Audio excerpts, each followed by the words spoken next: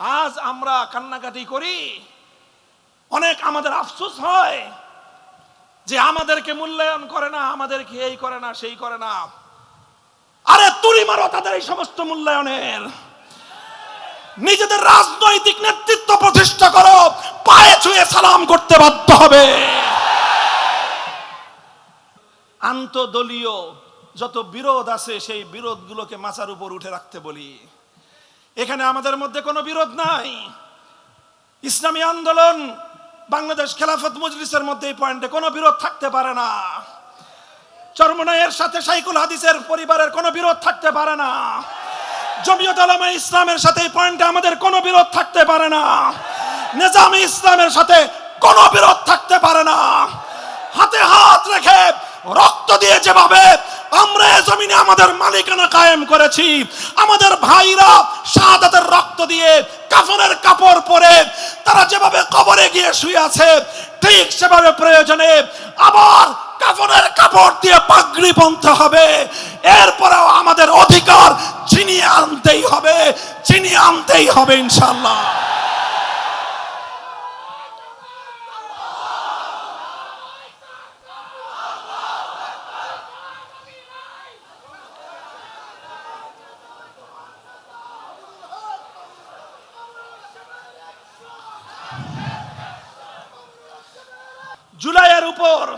জুলাইয়ের বিপ্লবের উপর আমাদের সত্ত্ব আছে, আমাদের মালিকানা আছে। এই মালিকানা কারো অনুগ্রহে নয়, এই মালিকানা কারো অনুদানে নয়।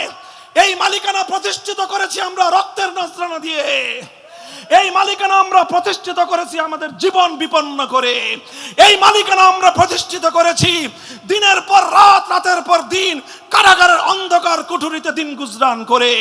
এই মালিকানা আমরা প্রতিষ্ঠিত করেছি স্বৈরাচারী লেডি ফেরাউনের চোখের উপর চোখ রেখে কথা বলে। এই মালিকানা আমরা প্রতিষ্ঠিত করেছি স্বৈরাচারী জালিম ইতিহাসের কুখ্যাত বর্বর শাসকের হুমকি আর ধমকিকে উপেক্ষা করে। কেউ যদি আমাদের এই মালিকানাকে দুর্বল করে দিতে চান, যদি তিনি আমার ঘরানার হন, আত্মঘাতী চিন্তা করতেছেন। তিনি যদি আমাদের অন্য ঘরানার হন, ষড়যন্ত্রে লিপ্ত হয়েছেন। ষড়যন্ত্রকারীরাও হুঁশিয়ার হয়ে যান। যারা আত্মঘাতী চিন্তা করেন, আপনারা আর একটু সচেতন হন, সচেতন হন। এভাবে জুলাই পর্যন্ত আসতে যতগুলো রক্তের দরিয়া পার হতে হয়েছে, জুলাই একদিনে তৈরি হয় নাই, ফ্যাসিবাদ একদিনে বিদায় হয় নাই। এই আধিপত্যবাদী জগদ্দল পাথরের মতো চেপে বসা ইসলাম বিরোধী মূর্তি প্রতীকের শক্তি এমনিতেই জমিন থেকে বিদায় হয় নাই। একটার পর একটা রক্তের দরিয়া পার হতে হয়েছে। প্রথম রক্তের দরিয়া পার হয়েছে শাপলা চত্বরের বীর শহীদানরা। এরপর রক্তের দরিয়া পার হয়েছে 2021 সালের মোদী বিরোধী আন্দোলনের হেফাজতের কর্মীরা। চূড়ান্ত লড়াই হয়েছিল 2024-এর জুলাই মাসে। সেই জুলাই মাসেও এদেশের আজাদির সন্তান হিসেবে এদেশের আলেম সমাজ, কওমি মাদ্রাসার সন্তানদের যে অবদান স্বর্ণাক্ষরে লিখে রাখতে বাধ্য হবে ইতিহাস। জুলাইয়ের বিপ্লবের উপর আমাদের সত্ত্ব আছে, আমাদের মালিকানা আছে। এই মালিকানা কারো অনুগ্রহে নয়, এই মালিকানা কারো অনুদানে নয়। এই মালিকানা প্রতিষ্ঠিত করেছি আমরা রক্তের নজরানা দিয়ে। এই মালিকানা আমরা প্রতিষ্ঠিত করেছি আমাদের জীবন বিপন্ন করে। এই মালিকানা আমরা প্রতিষ্ঠিত করেছি দিনের পর রাত, রাতের পর দিন কারাগারের অন্ধকার কুঠুরিতে দিন গুজরান করে। এই মালিকানা আমরা প্রতিষ্ঠিত করেছি স্বৈরাচারী লেডি ফেরাউনের চোখের উপর চোখ রেখে কথা বলে। এই মালিকানা আমরা প্রতিষ্ঠিত করেছি স্বৈরাচারী জালিম ইতিহাসের কুখ্যাত বর্বর শাসকের হুমকি আর ধমকিকে উপেক্ষা করে। কেউ যদি আমাদের এই মালিকানাকে দুর্বল করে দিতে চান, যদি তিনি আমার ঘরানার হন, আত্মঘাতী চিন্তা করতেছেন। তিনি যদি আমাদের অন্য ঘরানার হন, ষড়যন্ত্রে লিপ্ত হয়েছেন। ষড়যন্ত্রকারীরাও হুঁশিয়ার হয়ে যান। যারা আত্মঘাতী চিন্তা করেন, আপনারা আর একটু সচেতন হন, সচেতন হন। এভাবে জুলাই পর্যন্ত আসতে যতগুলো রক্তের দরিয়া পার হতে হয়েছে, জুলাই একদিনে তৈরি হয় নাই, ফ্যাসিবাদ একদিনে বিদায় হয় নাই। এই আধিপত্যবাদী জগদ্দল পাথরের মতো চেপে বসা ইসলাম বিরোধী মূর্তি প্রতীকের শক্তি এমনিতেই জমিন থেকে বিদায় হয় নাই, একটার পর একটা রক্তের দরিয়া পার হতে হয়েছে। প্রথম রক্তের দরিয়া পার হয়েছে শাপলা চত্বরের বীর শহীদানরা, এরপর রক্তের দরিয়া পার হয়েছে 2021 সালের মোদী বিরোধী আন্দোলনের হেফাজতের কর্মীরা। চূড়ান্ত লড়াই হয়েছিল 2024-এর জুলাই মাসে। সেই জুলাই মাসেও এদেশের আজাদির সন্তান হিসেবে এদেশের আলেম সমাজ, কওমি মাদ্রাসার সন্তানদের যে অবদান স্বর্ণাক্ষরে লিখে রাখতে বাধ্য হবে ইতিহাস। মুহতারাম হাজিরিন, কাজেই আজ নতুন বাংলাদেশ বিনির্মাণে, নতুন বাংলাদেশ তৈরির ক্ষেত্রে যে আলাপ, যে আলোচনা, আমরা তার অন্যতম স্টেক হোল্ডার। আমাদেরকে বাদ দিয়ে নতুন বাংলাদেশের আলাপ আলোচনা কশ্চিনকালেও গ্রহণযোগ্য হতে পারে না। মনে রাখতে হবে এই কথা। হে আমার সন্তানেরা, সিংহ শার্দুলেরা, মনে রেখো, রাষ্ট্রের উপর তোমার অধিকার কেউ তোমাকে করুণা করে দেবে না। তোমাকে তোমার অধিকার এভাবে আদায় করে নিতে হবে। রক্ত দিয়ে যেভাবে অধিকার প্রতিষ্ঠা করেছো, রক্ত দিয়ে যেভাবে তোমরা তোমাদের মালিকানার সত্যকে প্রতিষ্ঠা করেছো, ঠিক সেভাবে মুষ্টিবদ্ধ হাতে হুঙ্কার দিয়ে মাথা উঁচু করে দাঁড়িয়ে নিজের হিস্সা নিজেরা বুঝে নিতে হবে ইনশাআল্লাহ। এই জায়গাটায় আমি আমাদের আন্তদলীয় যত বিরোধ আছে সেই বিরোধগুলোকে মাথার উপর উঠে রাখতে বলি। এখানে আমাদের মধ্যে কোনো বিরোধ নাই। ইসলামী আন্দোলন, বাংলাদেশ খেলাফত মজলিসের মধ্যে এই পয়েন্টে কোনো বিরোধ থাকতে পারে না। চরমনায়ের সাথে শাইখুল হাদিসের পরিবারের কোনো বিরোধ থাকতে পারে না। জমিয়ত উলামা ইসলামের সাথে এই পয়েন্টে আমাদের কোনো বিরোধ থাকতে পারে না। নিজামী ইসলামের সাথে কোনো বিরোধ থাকতে পারে না। হাতে হাত রেখে রক্ত দিয়ে যেভাবে আমরা জমিনে আমাদের মালিকানা কায়েম করেছি, আমাদের ভাইরা শাহাদাতের রক্ত দিয়ে কাফনের কাপড় পরে তারা যেভাবে কবরে গিয়ে শুয়ে আছে, ঠিক সেভাবে প্রয়োজনে আবার কাফনের কাপড় দিয়ে পাগড়ি বাঁধতে হবে। এরপরেও আমাদের অধিকার ছিনিয়ে আনতেই হবে, ছিনিয়ে আনতেই হবে ইনশাআল্লাহ।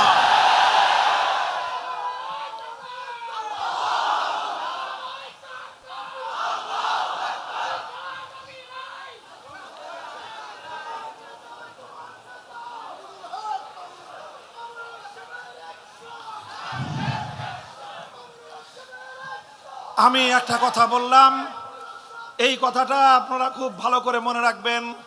আমার আরেকটা কথা গুরুত্বপূর্ণ, যেই কথাটা আমার মূল মেসেজ, সেটা আমি এখন বলতেছি। সেটা হলো এই যে বায়াতের রিদওয়ানকে এতটা তাৎপর্যময় যে বর্ণনা করা হলো, এতটা গুরুত্ব দেওয়া হলো বায়াতের রিদওয়ানকে, এটা তো পরবর্তী যুগের কোনো ঐতিহাসিক এই গুরুত্বটা দেয় নাই। এই গুরুত্বটা তো স্বয়ং সাহাবায়ে কেরাম দিয়েছেন, এই গুরুত্বটা তো স্বয়ং আল্লাহর নবী দিয়েছেন। বরং আরেক কদম বাড়িয়ে তো বলতে হবে, এই গুরুত্ব তো স্বয়ং আমার আল্লাহ ঘোষণা করেছেন। আল্লাহ রাব্বুল আলামিনই তো সুলহে হুদাইবিয়ার পর যখন আল্লাহ নবী হুদাইবিয়া থেকে মদিনার দিকে ফিরে যাচ্ছিলেন, সাহাবায়ে কেরামের হৃদয়গুলো, তাদের হৃদয়গুলো ভাঙ্গা ছিল, তাদের মনগুলো বেদনা বিদুর ছিল।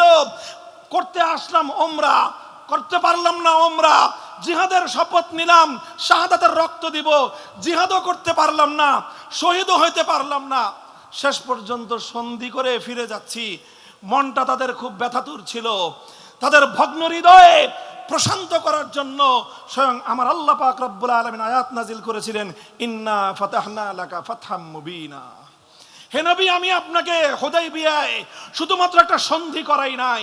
এই মনে রাখো মাদ্রাসা তালেবে ইলমরা, আমার আল্লাহ বলতেছেন, হে আমার সাহাবী, হে আমার নবীর সৈনিকেরা, হে আমার নবীর সাহাবীরা, হে উম্মতে মুসলিমার এক একজন সদস্য, শুনে রাখো, হুদাইবিয়ায় একটা চুক্তি স্বাক্ষরিত হয়েছে।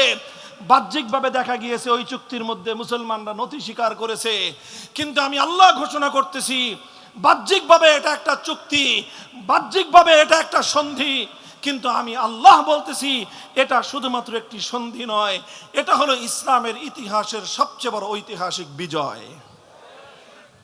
কেন? হুদায়বিয়াটা কেন ঐতিহাসিক বিজয়, কারণটা কি? আপনারা এবার সমস্ত শুরুহাত বুখারী শরীফের যত সরা আছে, ফাথুল বারী খুলেন, উমদাতুল কারী খুলেন, শরহে মুসলিম নববী খুলেন, আজ পর্যন্ত আমাদের আকাবিরিনদের লেখা, আল্লামা শাব্বির আহমদ উসমানীর ফাথুল মুলহিম খুলেন, আল্লামা নববী খুলেন, সমস্ত হাদিসের ব্যাখ্যা গ্রন্থগুলো খুলে আপনারা এই প্রশ্ন পড়েন, কোরআনের ওই আয়াতের তাফসীর পড়েন, একেবারে প্রথম যুগ থেকে নিয়ে বর্তমান যুগ পর্যন্ত মুফাসসিরিনদের লেখা তাফসীরগুলো পড়েন। কেন আল্লাহ পাক রব্বুল আলামিন হুদায়বিয়ার সন্ধিকে এত বড় ঐতিহাসিক বিজয় হিসেবে আল্লাহ পাক কেন অভিহিত করলেন, কেন আখ্যায়িত করলেন? What is the reason? কারণটা কি? কারণ মৌলিক যেই কারণটা, সেটা হলো এই হুদায়বিয়ার মাধ্যমে প্রত্যক্ষ বিজয় যদিও মুসলমানদের আসে নাই, হুদায়বিয়ার মাধ্যমে মুসলমানদের রাজনৈতিক বিজয় অর্জিত হয়েছিল। কোন বিজয়? জোরে বলো, কোন বিজয়? হুদায়বিয়ার মাধ্যমে আল্লাহর নবীর রাজনৈতিক দূরদর্শিতার বিজয় অর্জিত হয়েছিল। হুদায়বিয়ার মাধ্যমে মুসলমানদের রাজনৈতিক শক্তির স্বীকৃতি পেয়েছিলেন আল্লাহর নবী। অর্থাৎ হুদায়বিয়ায় যুদ্ধের বিজয় হয় নাই, রণাঙ্গনের বিজয় হয় নাই, হুদায়বিয়ায় রাজনৈতিক বিজয় হয়েছে। রাজনৈতিক বিজয়টা কি? হুদায়বিয়ার সবচেয়ে বড় রাজনৈতিক বিজয় ছিল যেই মক্কার কুরাইশরা এতদিন পর্যন্ত ইসলাম এবং মুসলমানদেরকে কোনো শক্তি বলে স্বীকার করত না। ওরা বলতো মুহাম্মদ সাল্লাল্লাহু আলাইহি ওয়াসাল্লামের আশেপাশে কিছু বিক্ষিপ্ত মানুষ জমা হয়েছে, আরো নিকৃষ্ট ভাষায় উপেক্ষা করে উপহাস করে তারা বলতো কিছু বাদাইম্য জমা হয়েছে। নাউজুবিল্লাহ। আপনি পড়েন হুদায়বিয়ার ইতিহাসের মধ্যে পড়েন, তারা যেই কথাগুলো বলেছিল যে আল আওবাস, আপনার চারপাশে কিছু বাদাইম্মা বেহুদা জমা হয়েছে, এগুলো 2 দিন পরে চলে যাবে, আপনি এদের জন্য নিজের গোত্রের সঙ্গে আপনি লড়াই করেন। অর্থাৎ মক্কাওয়ালারা, মক্কার কুরাইশ কায়েমি স্বার্থবাদী গোষ্ঠী, তারা মুসলমানদেরকে বাদাইম্মা হিসেবে চিহ্নিত করত, বাদাইম্মা মনে করত তারা যে একটা প্রতিষ্ঠিত রাজনৈতিক রাষ্ট্রীয় শক্তি, কোনোদিন তারা এটা স্বীকার করত না। কিন্তু যেদিন হুদায়বিয়ায় তারা চুক্তি স্বাক্ষর করলো, হাযা মা কাযানা আলাইহি মুহাম্মাদুর রাসূলুল্লাহ, হাযা মা কাযানা আলাইহি মুহাম্মদ ইবনে আব্দুল্লাহ ওয়া সুহাইল ইবনে আমরিন, এখানে তারা স্বীকৃতি দিল আর দুটি পক্ষের মধ্যে চুক্তি স্বাক্ষর হচ্ছে। এর এক পক্ষে মক্কার কুরাইশদের পক্ষ থেকে তাদের নেতা সুহাইল ইবনে আমর স্বাক্ষর করবে, অপর পক্ষে মুহাম্মদ ইবনে আব্দুল্লাহ স্বাক্ষর করবে। অর্থাৎ এই চুক্তির মাধ্যমে পৃথিবীর ইতিহাসে সর্বপ্রথম মক্কার কুরাইশরা তারা আল্লাহর নবীর নেতৃত্বাধীন মুসলিম শক্তিকে একটি রাষ্ট্রীয় রাজনৈতিক শক্তি হিসেবে স্বীকার করে নিতে বাধ্য হলো। এটাই হলো ফাতহে মুবিন, এটাই হলো ফাতহে মুবিন। আজ থেকে প্রায় 8 বছর আগে রোহিঙ্গাদেরকে যেভাবে যখন তারা উৎখাত করে দিয়েছিল, তাদের 1300 বছরের বাপদাদার বাস্তু ভিটা থেকে, আপনারা জানেন ইতিহাস দেখেন, ওই সময়কার ইতিহাসগুলি পড়ে দেখেন, আমরা বিভিন্নভাবে রোহিঙ্গা ক্যাম্পে স্বয়ং আমি নিজে দিনের পর দিন থেকে তাদের জন্য অনেক কাজ করেছি, তাদের সঙ্গে অনেক কথাবার্তা বলেছিলাম। সব কথা বলার পরে তাদের কারণগুলো যাচাই করার চেষ্টা করেছি যে কেন এভাবে তাদের সঙ্গে এই আচরণ করা হচ্ছে, কেন তাদের সঙ্গে এই নির্মমতা চলছে শতাব্দীর পর শতাব্দী ধরে। আমার কাছে যেই কারণটা মনে হয়েছে সেটা হলো রোহিঙ্গারা ওই এলাকায় অনেক কিছু করেছে, অনেক কিছু করেছে, কিন্তু আরাকানে তারা তাদের রাজনৈতিক নেতৃত্ব প্রতিষ্ঠা করতে পারে নাই। আরাকানে তারা ধর্মীয় প্রতিষ্ঠান করেছে, আরাকানে তারা বাড়িঘর করেছে, আরাকানে তারা শিক্ষা প্রতিষ্ঠান গড়ে তুলেছে, আরাকানে তারা বড় বড় খানকা গড়ে তুলেছে, অনেক কিছুই করেছিল, কিন্তু একটা কাজ রোহিঙ্গারা কখনোই করার চিন্তা করে নাই, সেটা হলো তাদেরকে আরাকানের একটা স্থায়ী রাজনৈতিক শক্তি হিসেবে, সুসংহত একটা নেতৃত্বের অধীনে রাজনৈতিক শক্তি হিসেবে নিজেদেরকে প্রতিষ্ঠা করতে তারা পারে নাই। এটা আমার মনে হয়েছে, এটার উপরে আমার অনেক বিশ্লেষণ আছে, যুক্তি আছে। রোহিঙ্গা জাতি যেভাবে নিজেদের রাজনৈতিক দূরদর্শিতা প্রদর্শন করতে ব্যর্থ হওয়ার কারণে নিজেদের 1300 বছরের প্রাচীন বাপদাদার ভিটেমাটি থেকে তাদেরকে উৎখাত হতে হয়েছে। কোন কওম এবং কোন জাতি যদি নিজের মাতৃভূমিতে নিজেদের রাজনৈতিক নেতৃত্ব প্রতিষ্ঠা করতে ব্যর্থ হয়, পৃথিবীর কোন জাতি সেই দেশে তাদেরকে সম্মান দেয় না। আজ আমরা কান্নাকাটি করি, অনেক আমাদের আফসোস হয় যে আমাদেরকে মূল্যায়ন করে না, আমাদেরকে এই করে না, সেই করে না। আরে তুড়ি মারো তাদের এই সমস্ত মূল্যায়নের। নিজেদের রাজনৈতিক নেতৃত্ব প্রতিষ্ঠা করো, পায়ে ছুঁয়ে সালাম করতে বাধ্য হবে। হুদায়বিয়ার ইতিহাসের মূল কথাটা হলো এই, হুদায়বিয়ায় অনেক বড় কিছু হয়ে যায় নাই বাহ্যিক দৃষ্টিতে, আপাত দৃষ্টিতে তাৎক্ষণিকভাবে খুব বড় কোনো অর্জন ছিল না। সবচেয়ে বড় অর্জন ছিল হুদায়বিয়াতে আল্লাহ রাসূল সাল্লাল্লাহু আলাইহি ওয়াসাল্লামের নেতৃত্বাধীন মুসলিম কমিউনিটি এবং মুসলিম জনশক্তিকে তাদের সবচেয়ে বড় শত্রু, চিরশত্রু, সবচেয়ে বড় প্রতিদ্বন্দ্বী মক্কার কুরাইশরা একটা রাজনৈতিক প্রতিপক্ষ এবং রাজনৈতিক প্রতিদ্বন্দ্বী হিসাবে স্বীকার করে নিতে বাধ্য হয়েছিল।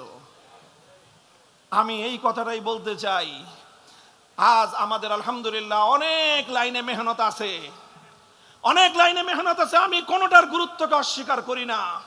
তালিমের মেহনত আমি বলি আরো বেশি দরকার। তালিম হলো ইসলামের শেকড়ের মতো, শেকড় ছাড়া যেরকম গাছের মূল্য নাই, এলেম ছাড়া ইসলামের মূল্য নাই। এলেম ছাড়া ইসলাম টিকতে পারে না। দাওয়াত এবং তাবলীগ অনেক জরুরত, অনেক প্রয়োজন আছে, এটা আমি সবচেয়ে বেশি ইহসাস করি। কোন একটা গাছ তার সমস্ত ডালপালাগুলো যদি ছেটে নেওয়া হয়, সেই গাছ যেমন কাউকে ছায়াও দেয় না, ফল ফুলও দিতে পারে না। দাওয়াত এবং তাবলীগের কাজ যদি বন্ধ হয়ে যায়, ইসলাম এরকম ডালপালাবিহীন এক রুক্ষ গাছে পরিণত হবে। খানকাগুলোর প্রয়োজন আছে, কারণ খানকাগুলোতে যদি ইসলাহি মেহনত না হয়, তাজকিয়ার মেহনত যদি না চলে, ইসলাম নামক গাছের শেকড়ের মধ্যে পানি সিঞ্চন করে গাছকে সজীব রাখার আর কোনো মেহনত থাকবে না। কাজী সব মেহনত চলতে হবে, সব মেহনত চলতে হবে, সব মেহনত চলতে হবে। কিন্তু নিজেদের ভবিষ্যৎ এবং মুস্তাকবেলকে সুরক্ষিত রাখতে চাইলে তোমাদেরকে রাজনৈতিক শক্তি হিসেবে নিজেদের জমিনে প্রতিষ্ঠা লাভ করতে হবে। এই জন্য আমি বলছিলাম না, নাম ধরে একটা কথা বলবো। এখন আমি আমার আকাবিরিনদের এক একজনের নামের তালিকা বলবো, নাম তেলাওয়াত করবো এক একজন হুজুরের। আমাদের সকল মুরব্বীদের, বর্তমান যে সমস্ত মুরব্বীরা এখন আমাদের মাথার উপর রহমতের ছায়া হয়ে আছেন, আল্লাহ পাক ওনাদের সকলকে দীর্ঘ নেক হায়াতে তৈয়বা দান করেন।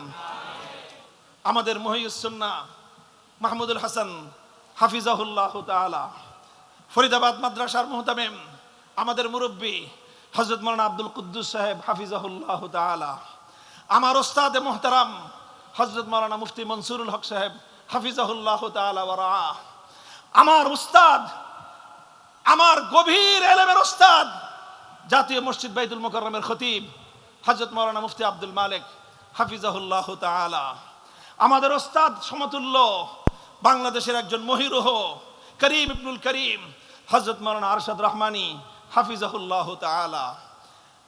এভাবে আমাদের ওস্তাদ সমতুল্য উম্মুল মাদারিস হাটহাজারী মাদ্রাসার হযরত মুহতামিম সাহেব হযরত মাওলানা খলিল আহমদ কুরাইশি হাফিজাহুল্লাহ তাআলা। এইভাবে যদি আমি নাম নিতে চাই, আমাদের আমির হেফাজত, আমি তো বলি উনি আমার আমির, শুধু আমাদের আমির নয়, উনি আমার আমির। এবং ওনার বর্তমান দিলের যে জ্বলন, ওনার হৃদয়ের যে কান্না, আমার দাবি হলো ওনার হৃদয়ের সেই কান্না আমি সবচেয়ে বেশি অনুভব করি। কারণ আমার জীবনের সবচেয়ে কঠিন সময়ে 3 বছরের হাসিনার জুলুমের জিন্দানখানায় আমি অনুভব করেছি আমার হৃদয়ে সান্ত্বনার পরশ হয়ে বুলিয়ে দিত আমির হেফাজত আল্লামা শাহ মুহিবুল্লাহ বাবুনগরীর দোয়া এবং তার স্নেহের পরশ। কাজেই আমি সেই আমার আমিরের কোনোদিন কোনো নির্দেশ অমান্য আমি করি না। আমি ওনার হৃদয়ের জ্বলন এবং হৃদয়ের আকুতি বুঝেছি, এবং হৃদয়ের আকুতি বুঝে সেই আকুতি পূরণ করার জন্যই আমার জান কোরবান করার শপথ নিয়েছি। আমি সব কথাগুলো বলছি উম্মতের উলামায়ে কেরামকে লক্ষ্য করে বলছি। এই যে বড় বড় ইদারাগুলোর কথা বললাম, হাটহাজারী থেকে পটিয়া মাদ্রাসা, আমাদের যাত্রাবাড়ি মাদ্রাসা, আমাদের ফরিদাবাদ মাদ্রাসা, আমাদের জামিয়া কোরআনিয়া লালবাগ মাদ্রাসা, আমাদের এই সমস্ত ইতিহাসের একেবারে জ্বলন্ত এক একটা উজ্জ্বল নক্ষত্রের মতো জ্বলজ্বল করা তারকা প্রতিষ্ঠান, হাজার হাজার মুআল্লিম তৈরি করতেছেন আপনারা, যারা তালিমের মেহনতকে জিন্দা রেখেছে। হাজার হাজার মুবাল্লিগ তৈরি করতেছেন, সহিহ নাহজের উপর তাবলীগ চালাইতেছে। হাজার হাজার মুসলিম এবং মুজাক্কি তৈরি করতেছেন, খানকাগুলো চালাচ্ছে। আরো অনেক হাজার হাজার দায়ী পয়দা করতেছেন, যারা উম্মতের দাওয়াত এবং ওয়াজের মেহনতের ময়দানে মেহনত তারা করতেছেন, সব কিছু করতেছেন। কিন্তু আমার প্রশ্ন হলো, ফরিদাবাদ মাদ্রাসা থেকে এই পর্যন্ত কয়জন জাতীয় পর্যায়ে নেতৃত্ব দানকারী রাজনৈতিক নেতা আপনারা তৈরি করেছেন? আমার প্রশ্ন আমার বর্তমান বাংলাদেশের উলামায়ে কেরামের মুরব্বী মহিউস সুন্নাহ হাফিজাহুল্লাহর প্রতি। আপনার যাত্রাবাড়ি মাদ্রাসা বিশাল মাদ্রাসা, মুআল্লিম, মুজাক্কি, মুসলিহ, মুবাল্লিগ সব তৈরি হচ্ছে, দাঈ ওয়াইজ তৈরি হচ্ছে, মুহাক্কিক তৈরি হচ্ছে। কিন্তু জাতীয় পর্যায়ে রাজনৈতিক নেতৃত্ব দেওয়ার মতো কয়জন আপনি রাজনৈতিক নেতা তৈরি করেছেন? মুফতি মনসুরুল হক সাহেব হুজুর, আপনার মেধা যোগ্যতা সম্পর্কে সবচেয়ে বড় ওয়াকিফ আমি জানি। আপনার কাছে বিনীত প্রশ্ন যে আপনারা সব তৈরি করেছেন, আপনার জিন্দগির প্রায় 50 সালা মেহনতের মাধ্যমে কয়জন ব্যক্তি রাজনৈতিক ময়দানে নেতৃত্ব দিচ্ছে এবং আপনি তার সরপরস্তি করতেছেন, সেই বিষয়গুলি আমরা কনফিউজড। আমি বলতে চাই যে কথা, উম্মতের সব লাইনে মেহনত যেরকম হওয়া জরুরি, কোন একটা লাইনের মেহনতকে এক চুল পরিমাণ আমি গুরুত্ব কমাচ্ছি না। তবে সেই সাথে আমি যুক্ত করতে বলছি, এই সকল বড় বড় দ্বীনি ইদারাগুলো থেকে সুপরিকল্পিতভাবে আগামী দিনে এই জমিনে নেতৃত্বের বাগডোর সামলানোর জন্য যোগ্য কায়েদে মিল্লাত রাজনৈতিক নেতা তৈরি করতে হবে।